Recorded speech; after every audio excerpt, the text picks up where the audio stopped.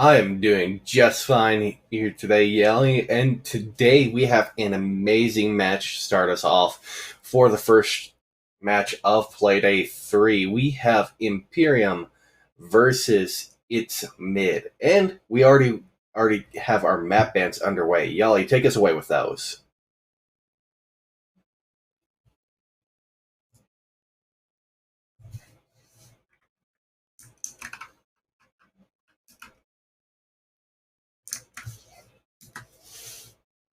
Alrighty, well, while you are locating them, as you can see, we already got all the bands underway. We have It's Mid starting off with the bands going in order. It is Clubhouse, Border, Bank, and Theme off the board. Skyscraper, Cafe, Oregon, Chalet. And then we have Imperium taking us to its mid choice of Villa starting on defense. Yeah, so I mean, very classic. I mean, this is exactly more or less what we'd expect to see from this level of competition. Sometimes you see a little bit more variety, but I'm not complaining about Villa either. Villa is definitely a map that's been shaken up quite a bit by attacker repick, just given the fact that it allows the attackers a lot more options in terms of ways to attack it. But we do actually have everyone in the lobby, and honestly, I think we're just about good to go now. I mean, what are some highlights about this match that you're looking forward to? What about these teams? I know It's Mid did quite well during the quals. They were tied for third, where as Imperium was barely hanging on, but apparently Imperium's been doing quite well. Yes, that is actually the story of the match today. Imperium having a surprisingly good showing so far inside of the regular play. Currently sitting at 2-2 when inside of their group they were almost dead last. Wow. And it's not even against a competition that's falling over. It is against some really fierce competition. I'm trying to remember who they played last week. I remember I cast them in people. I cannot remember. That is But yeah, I mean, that's all right. But in any case, I mean, right, the point stands, right?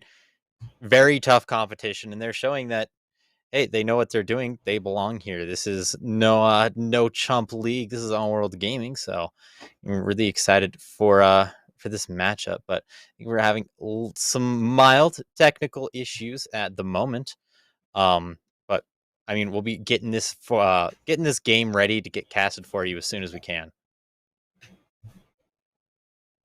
alrighty, in the interim, since we do have the time, I can real quickly try to figure out what team it was that they faced last week. Sure. While you're pulling that up, I may as well go ahead and give a little more information on Villa for those of you who might not know the historically, right? Due to the fact that Villa only has about 2 lanes on it, realistically speaking, there's this big knot at top red that I always like to call it the knot because it's where you're going to see a lot of the team play. Team deathmatch. If you play team deathmatch, most of the firefights take place there, so you know exactly what I'm talking about. But we are actually here in the game, so we have this ready for you. And just to start things off, it's mid already choosing Aviator Games on their on their first defensive round. Alrighty, and just real quickly, I have gotten the match from last week pulled up. It was Imperium versus Lycus Empire, Oh and wow. just real quickly going to that VOD, if I am remembering correctly, that was Bank that Imperium ended up winning against Lycus on. And yes, and it was also a 7-4 scoreline for Imperium. All right. Yeah, that's a very impressive scoreline, especially versus a team like Lycus Empire, who really has shown themselves to be quite a capable opponent throughout, I mean, this league and many others. But in any case, moving on to the round at hand, yeah, starting this off a fairly basic setup. They've got head holes looking into study, as that can be quite difficult to hold without that pressure. But basing just on where the drones are placed, more than likely we're going to be seeing at least some amount of master pressure. I do like that they're just like barricading everything over here, though. Trev Mack making sure that even if they try and get through there, it's going to be a process, and there are going to be plenty of sound cues for them to respond off. Indeed, and that does make taking the statue and trophy side in one of these clears even more so difficult. But as you saw, we do actually have Nightmare going through basement to get a little bit of a pinch off onto astronomy, so that's going to aid a little bit in this side of the take. Currently, just going through, getting a little bit of map control on the side of Imperium, but there's not too much going on right now.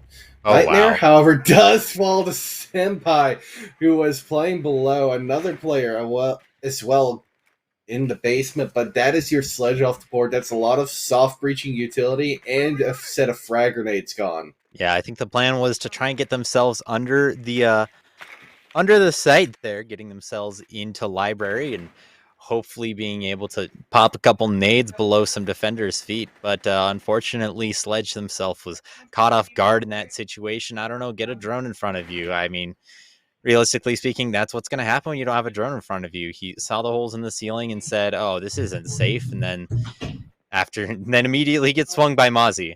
In any case, yeah, we do have the attackers making a slow push here on the top floor. Um, and this is going to be very important. They've got to start getting ready to build this pressure, and they've got to be able to clear whatever utility here is at top red, because Trevmac playing in that position is going to be a thorn in their side all the way until the end. Oh, well, that C4, And yeah, that C4, while it does go out, is going to do a little bit of damage to Tomato, but did not quite find its mark there. yep, putting him to low HP there. Not gonna get the finish, but now we have Konpeki using the Finka boost, getting them a little bit healthier there. Trev Mack, however, is wanting to contest this entry from the Boar side of the map. Spads is going to be the first one to contest him and doesn't quite hit his mark, but does make Trev Mack fall back just ever so slightly. But look, we have. Oh, well, never mind. Konpeki does pick Chosen, who was playing over by Skull, and now Trevmac from the pinch on red does take out Konpeki, but he gets traded out by Ludic. But look at the time, 15 seconds left on the board, and it's a 2 versus 3. Currently, Dally playing very close. Ludic does get a pick on the Gamer. However, it is 2 seconds left. Diffuser is now on the ground, and it's not going to happen. Unfortunately, for Imperium, they took just a little bit too long trying to get that roam clear going and getting towards the site. So they unfortunately fall in this round. Very unfortunate. I mean, honestly, I think just kind of what I saw there, they didn't quite have the foresight to make that execute happen.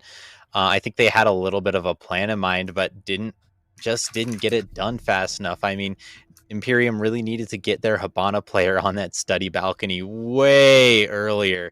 It would have been such a huge boon for anyone trying to make it into the site if suddenly the defenders had to focus on more than one direction. But as it was, they were able to kind of funnel the attackers into one spot and just tear them down. That spot being, surprise, surprise, it's the knot on top of red. I mean, I've mentioned it before. That is going to be a key position throughout this whole game. I encourage everyone to watch it. Now we are going to the not statue and trophy, but instead the kitchen dining split site, which not too uncommon to see as second map pick. It is a very popular site on Villa, but given that this is T3, you would typically see the top floor rotations going into this second floor, but this could end up throwing off Imperium if they were not expecting this. But right now, just going through, and they are going to be posturing over towards that master side of the building. Yeah, sending themselves over there and as well taking advantage of attacker repick to bring an IQ on the board. Generally a pretty healthy attacker to bring when you're attacking this side of the map, as there's a lot of vertical destructibility, 80% between the first and second floor.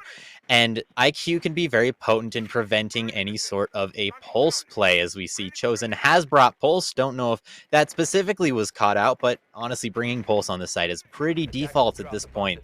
So bringing an IQ retroactively can be pretty potent.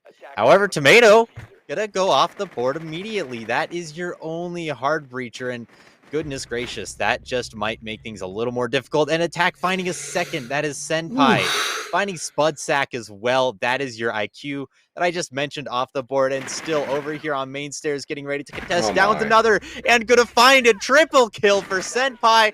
And with the Oh bailiff, my he's gonna find goodness! another. Oh my god. Imperium, what are you doing? You're just feeding this man.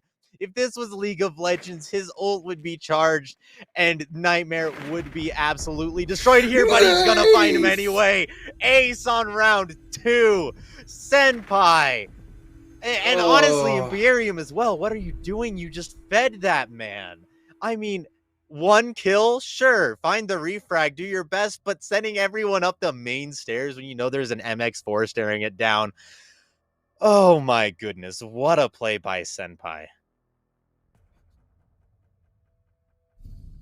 Imperium that round, following Tomato like the mother goose, going one by one in a single file line, just absolutely letting Senpai eat up. His team's not. The rest of his team is going hungry today because he is full and fed. Now we're going to be going to the trophy and statue split here. And again, there's not much else to say about that round other than they just pushed one by one into Oh a no. operator that takes their one-on-ones very well. Yeah, I mean the MX4 Storm, even after the mild nerfs it got, just in the form of a recoil. I mean, it's still a very potent weapon. High rate of fire, 1.5x, as well as, I mean, finding a kill with a bailiff is not something that's particularly easy either. So, I mean, really good positioning by Senpai, and it takes a talented player to be able to take advantage of that situation, even if it was executed, I mean, pretty poorly on the side of Imperium. He had to use the bailiff, though. He secured Moving two on to the kills with next the round, bailiff. however, we are actually Oh, going to be going to Trophy Statue. No pulse on the board this time, as it doesn't look like they're going to be opting to play super heavy roam below, rather instead pushing up really far. And Pro ooh. Gamer gonna find Lunic, the Jackal player, right off the bat. He does get refragged by a nade tossed by Spudsack, but well, that's not going to be quite enough to give you an advantage. You are now in an even firefight, but the execute through the knot is going to be very tough, and you need to consider rotating some players around to the other side of the building. That is going to make it a lot more difficult. As you mentioned, Jackal does help with a lot of this roam clear that Imperium wanted to bring here. But now they're going to not have that utility in their pockets, so they're going to have to try and dry peek a little bit more. And here we saw Spads being a little bit aware of the fact that they do have a Valkyrie on the side of its mid, Chosen having brought that. So try and check and see for some of those default camera placements. Right, and now moving on. I mean, minute and a half left in the round. I mean, this is a pretty good time to have this map control, and I will say I have to question Nook's placement below, but it looks like it's going to pay off. He is going to find one before Senpai trades that out.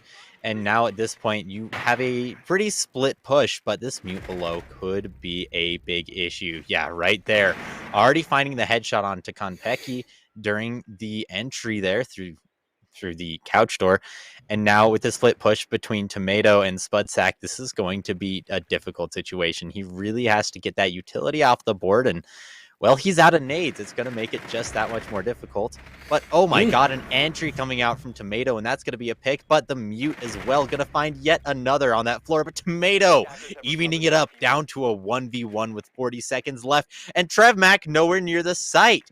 He hasn't got the diffuser, and now the plant is going to start going down, but he's got eyes on him. That's going to allow him to use that shotgun to start building some vertical play. But there is no vertical play on this Brick's door. He is getting pinged, and a swing is going to start coming out pretty soon. Trev Mack opting for the long swing, and it's going to happen. Trev Mack cleaning up a third round in a row in favor of its mid. Very well played by Trev Mack there. Kept his composure very well in that 1 versus 1 situation, especially since Tomato kept rotating around and being a little irritating Nat in that round. But Trev, not one to lose his cool or his head, played that situation very calmly and efficiently, especially given the fact that they had vision on Tomato that entire 1 versus 1. Now we are going to see short tech pause. I think there was more than likely a sound bug on one of the players' side, and I know we generally just play through sound bugs on the production side, but on the player side, obviously they need to be able to perform at their best. I will say though, how interesting would it be if someone hosted like a tournament for Siege, but like you couldn't use your sound, or Mm. like I don't know. I mean, it would definitely be a different dynamic to this game because this is a game that sound is something that I mean, a lot of players say it's not very reliable, but realistically speaking, you can hear someone from halfway across the map if they're slow walking and nothing else is going on. Yeah, sound is one of those fickle maidens inside a siege. It one day it is 100% on point. The next you're hearing someone on your right when in all reality they're behind you. Mm-hmm. Ooh, excuse me. Gesundheit. But yeah, I mean, sound can It, be a cruel mistress in this game, especially when it comes to stairs and verticality. It's just it can get a little rough. don't even get me started on sound near drone holes. That is one of Oh. the most fickle things. It's either it goes through the drone hole or it goes through a window or a door Mm-hmm. next to the drone hole, so you think someone's closer to you when they're really about 10 feet away, not even trying to swing you, and it ends up getting killed by someone just often far left Narnia. I will say, despite all its flaws, I am rather impressed with what they've managed to do with the sound. I mean, making a dynamic sound system that changes based on the way that you open up walls is honestly pretty impressive. I think obviously it's not perfect, and I think that has something to do with the limitation of the engine, but I'm not going to ask for a Siege 2 quite yet. While there are definitely some sound issues in this game, I think 90% of them that I hear people complaining about are just them not listening well or having bad headphones or not understanding the mechanics of the sound of this game. Um, But Yali, didn't you hear? There is going to be a Siege 2.0. I have heard. Please, Rainbow Six Mobile coming to no. iOS and Android Okay, soon. this is a huge tangent, but I figure I'll bring it up. I was talking to someone and they were saying, "Yeah, I'm so excited for it, so that way when I have to hang out with my wife, I can play Rainbow Six Mobile." And I was like, "Yeah, no, you literally just said I hate hanging out with my wife. I'd rather play Tom Clancy's Rainbow Six Siege on my mobile phone." Oh my Um, goodness. That let us not disclose that person's name yeah. for the fear of them being on couch duty for the next week, But 2 months. yeah, in the doghouse. Hopefully there are no papers signed. It's no. It sounds like it was all in good fun though. But in any case, yeah. I mean, just gonna take a moment. We're waiting on Chosen, not in entirely certain what happened. It seems like it seems like he had to restart his game, which is, not fun. I mean, it's a tech pause. It is what it is, but this is going to be an opportunity for Imperium to sit down and talk amongst themselves, commit themselves to the round table for a second and say, hey, guys, what are we doing wrong? I mean, while its mid is a very talented team, there are definitely some key things that Imperium seems to be lacking that honestly, just a little bit of getting your brain in the right space could really fix it and give themselves an advantage. I think Imperium is a completely capable team in terms of mechanical skill, and a lot of what I've seen so far is just issues in terms of their personal coordination from player to player. Maybe they don't have a plan all the way through the round, or maybe they are struggling at building the micro plans, right? Saying, hey, you enter here, I'll enter here, or let's build this crossfire. I mean, closest round they got really came down to a solo play. So Especially given the look that Imperium had last week. If we could just real quickly bring up the scoreboard. Last week, when they played against Lycus on Bank, Imperium was being carried by a single name that ooh. had a 20 bomb, that being Lunic. Lunic went absolutely insane on the match against Lycus Empire, and the rest of his team, while not having a paltry performance, did significantly play less efficiently than Lunic did on that day.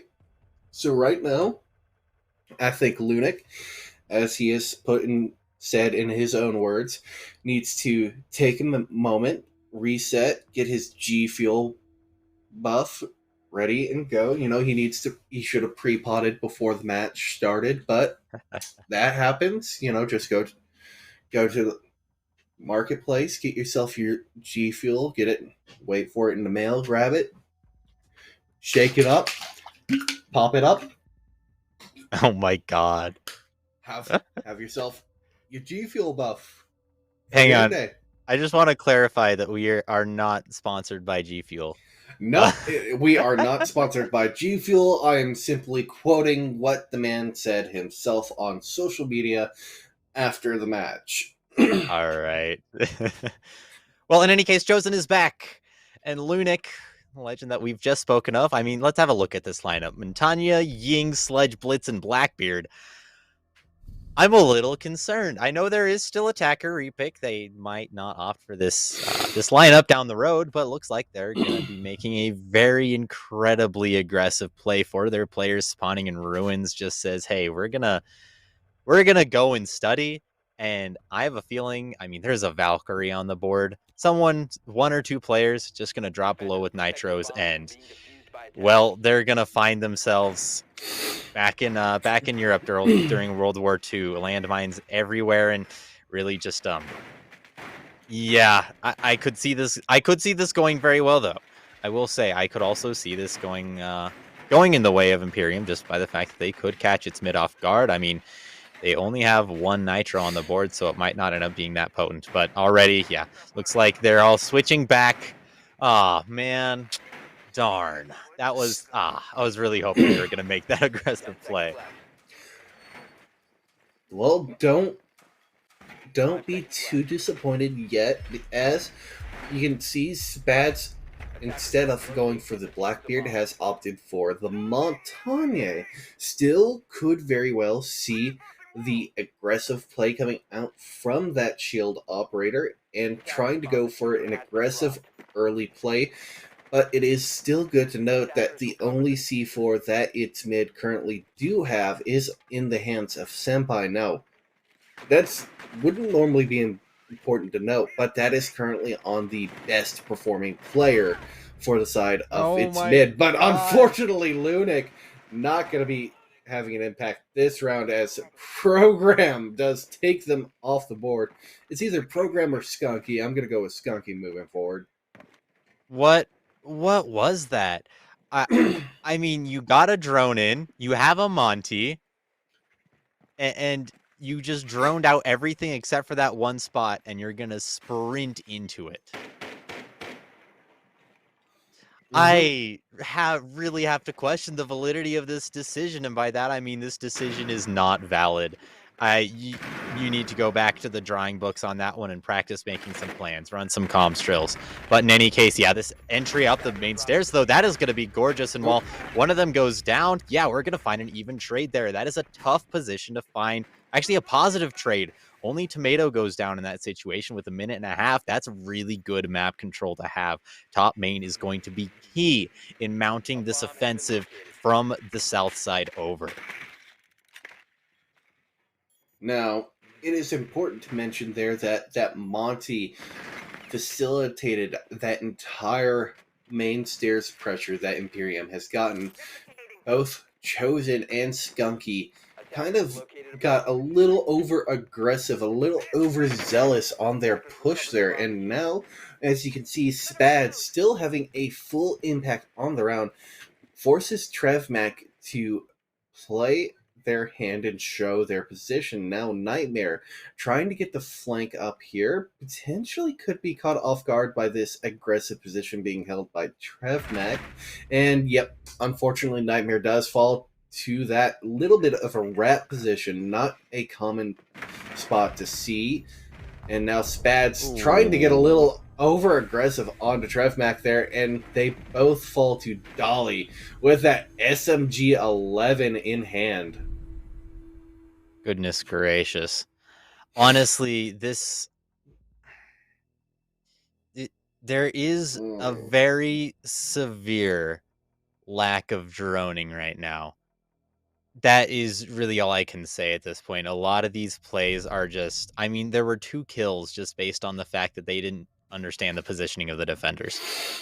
That is honestly on a high level unacceptable.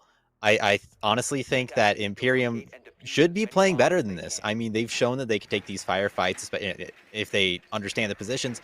I mean, they probably win both of those firefights. They should be winning this. At least they should be tied here. But just the fact that they've been misdroning these players over and over again is really hampering their progress and effectiveness during this round.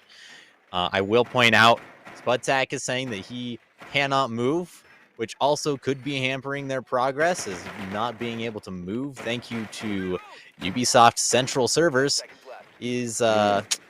also not exactly an ideal situation, but that's something you don't have control over. In the very least, get control over your droning, and honestly, you guys will be doing so much better.